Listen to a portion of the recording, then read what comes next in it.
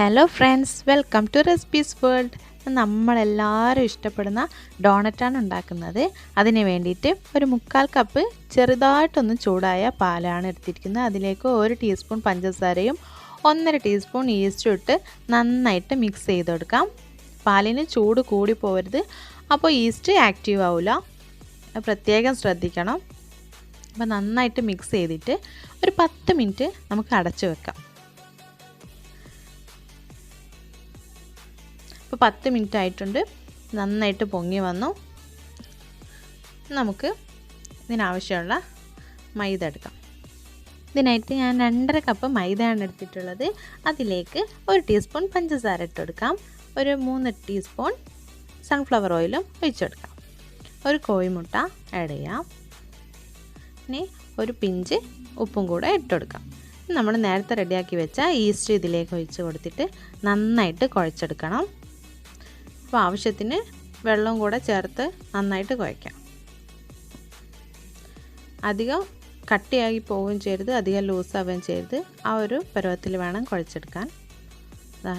ഇതുപോലെ നന്നായിട്ട് കുഴച്ചെടുത്തതിന് ശേഷം അതിന് മുകളിൽ എണ്ണ തടവി കൊടുക്കും. അപ്പോൾ ഇതിൻ്റെ മേൽഭാഗം ഒന്നും ഡ്രൈ ആയി പോവില്ല. ഇനി നമുക്ക് ഈ പാത്രം നന്നായിട്ട് കവർ ചെയ്തേക്കാം. നിങ്ങളടുത്ത് എയർ ടൈറ്റായിട്ടുള്ള മൂടി ഉണ്ടെങ്കിൽ അതിട്ട് മൂടിയാലും മതി. നന്നായിട്ട് കവർ ചെയ്ത് ഇനി ഒരു 2-3 മണിക്കൂറെങ്കിലും ഇത് സെറ്റ് ചെയ്യാൻ വെക്കാം. ഇപ്പോൾ 2 മണിക്കൂർ കഴിഞ്ഞിട്ട് നന്നായിട്ട് പൊങ്ങി വന്നു, ഡബിൾ സൈസ് ആയിട്ടുണ്ട്, നല്ല സോഫ്റ്റാണ്. കണ്ടില്ലേ, നന്നായിട്ട് പൊങ്ങി വന്നിട്ട്. ഇനി നമുക്കിതിൽ നിന്ന് ഓരോ പോർഷൻ എടുത്തിട്ട് ഡോണറ്റിൻ്റെ ഷേപ്പിൽ കട്ട് ചെയ്തെടുക്കണം. ഇതുപോലെ ബോൾസാക്കി പരത്തി കൊടുക്കാം. പരത്തുമ്പോൾ ഒട്ടിപ്പിടിക്കുകയാണെങ്കിൽ കുറച്ച് മൈദപ്പൊടി വിതറി കൊടുക്കാം കേട്ടോ. അതിൻ്റെ സെൻറ്ററിൽ ഞാൻ ഒരു നോസിൽ വെച്ച് കട്ട് ചെയ്ത് കൊടുക്കുന്നുണ്ട്. ഇതുപോലെ ഇത്ര കട്ടി വേണം, അധികം കട്ടി കുറഞ്ഞും പോകരുത്. നമുക്കിതുപോലെ എല്ലാം ചെയ്തെടുക്കാം. ഇനി നമുക്കൊരു പ്ലേറ്റിൽ കുറച്ച് മൈദപ്പൊടി ഇട്ട് കൊടുക്കാം. ഇത് ഒട്ടിപ്പിടിക്കാതിരിക്കാൻ വേണ്ടിയിട്ടാണ് ഇങ്ങനെ ചെയ്യുന്നത്. നമുക്കിതുപോലെ എല്ലാം കട്ട് ചെയ്തെടുക്കാം. അപ്പം നമ്മളിത് മുഴുവനും റെഡിയാക്കി വെച്ചിട്ടുണ്ട്. നമുക്ക് ഫ്രൈ ചെയ്തെടുക്കണം. അതിന് വേണ്ടിയിട്ട് ഒരു ചീനച്ചട്ടിയോ പാനോ എന്തായാലും കുഴപ്പമില്ല, അത് അടുപ്പത്ത് വെച്ച് അതിൽ ആവശ്യത്തിന് ഓയിൽ ഒഴിച്ച് കൊടുത്തിട്ട് ഫ്ലെയിം കുറച്ച് വെച്ചിട്ട് വേണം ഇത് ഫ്രൈ ചെയ്തെടുക്കാൻ. അപ്പോൾ ഞാൻ ഓരോന്ന് ഇതിലേക്ക് ഇട്ടെടുക്കുകയാണ്. ഫ്ലെയിം കൂട്ടിക്കഴിഞ്ഞാൽ പുറം ഭാഗം കരിയും, ഉള്ളു വേവില്ല. അതുകൊണ്ട് ഫ്ലെയിം കുറച്ച് തന്നെ വേവിച്ചെടുക്കുക.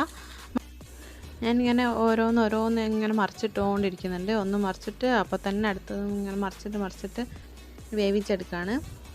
അപ്പോൾ 2 സൈഡും നല്ല കറക്റ്റ് വേവായി കിട്ടും. അപ്പോൾ ഏകദേശമൊക്കെ കളറൊക്കെ മാറിയിട്ടുണ്ട്.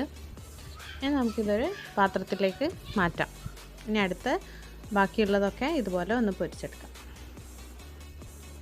അപ്പോൾ ഇത് ഫുള്ളായിട്ട് ഫ്രൈ ചെയ്തെടുത്തിട്ടുണ്ട്. ഇത്രയും കിട്ടിയിട്ടുണ്ട്. ഞാൻ 2.5 കപ്പ് പൊടി എടുത്തിട്ട് ഞാനിത് ഡാർക്ക് ചോക്ലേറ്റ് മെൽറ്റ് ചെയ്തതിൽ ഡിപ്പ് ചെയ്തെടുക്കുകയാണ്. നിങ്ങളടുത്ത് വൈറ്റ് ചോക്ലേറ്റാണ് ഉള്ളതെങ്കിൽ അത് മെൽറ്റ് ചെയ്ത് ഡിപ്പ് ചെയ്താലും മതി. അഥവാ ചോക്ലേറ്റ് ഇഷ്ടമല്ലെങ്കിൽ പഞ്ചസാര പൊടിയിൽ ഡിപ്പ് ചെയ്തെടുത്താലും മതി.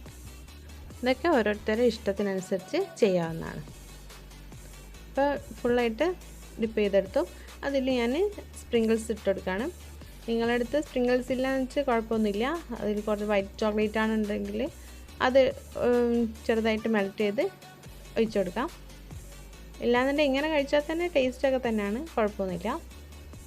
ഓരോരുത്തരുടെ ഇഷ്ടത്തിനനുസരിച്ച് ഡിസൈനൊക്കെ മാറ്റി കൊടുക്കാവുന്നതാണ്. അപ്പോൾ വീഡിയോ ഇഷ്ടമായ എല്ലാവരും ലൈക്ക് ചെയ്യുക, ഷെയർ ചെയ്യുക, സബ്സ്ക്രൈബ് ചെയ്യുക. തൊട്ടടുത്തുള്ള ബെല്ലൈക്കൺ കൂടെ ഒന്ന് ക്ലിക്ക് ചെയ്യുക. Thank you.